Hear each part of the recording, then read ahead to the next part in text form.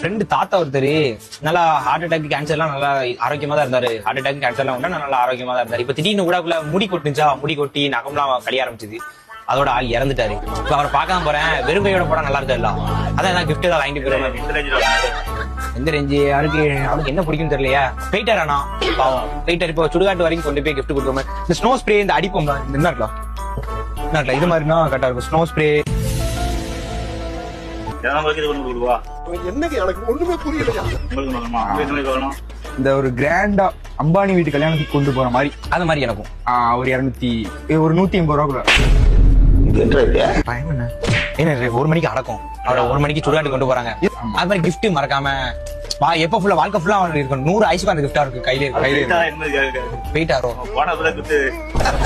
நக்கல்யா அவனுக்கு வேற என்ன கேக்கு கேக்குது நல்லா கேக்குது சொல்லுங்க. ப்ரோ கேக்ல தாத்தா பேர் எழுதி கேக்ல தாத்தா பேர் எழுதி தாத்தா வெட்டணும். தாத்தா வெட்டணும். அது எரிக்கைக்கு முன்னாடி அவர் அப்படி தூக்கி நிக்க வச்சு அவர் கையில கத்திய வச்சு வெட்டி சூப்பரா இருக்கும். அது நல்லா இருக்கும். ஹாப்பி டெத் டே அப்படின்னு போட்டு எத்தனையோ கேஸ் அட்டெண்ட் பண்ணிருக்கேன். வாழ்க்கையில இப்படி ஒரு கேஸ் நான் அட்டெண்ட் பண்ணவே இல்ல. கரெக்ட் தான். சுடுகாட்டுல வச்சு கரெக்டா ஹாப்பி டெத் டே அப்படின்னு கேக் எல்லாருக்கும் கிளம்பிட்டு முடிச்சு அதோட ஹாப்பி டெத் டேன்னு போட்டு முடிச்சு ஃபங்க்ஷன் முடிச்சு. உங்களுக்கு எது கட்டிங்களா? அந்த அம்பானி கல்யாணம். எனக்கு டிக்கெட் எடுத்து கொடுங்க.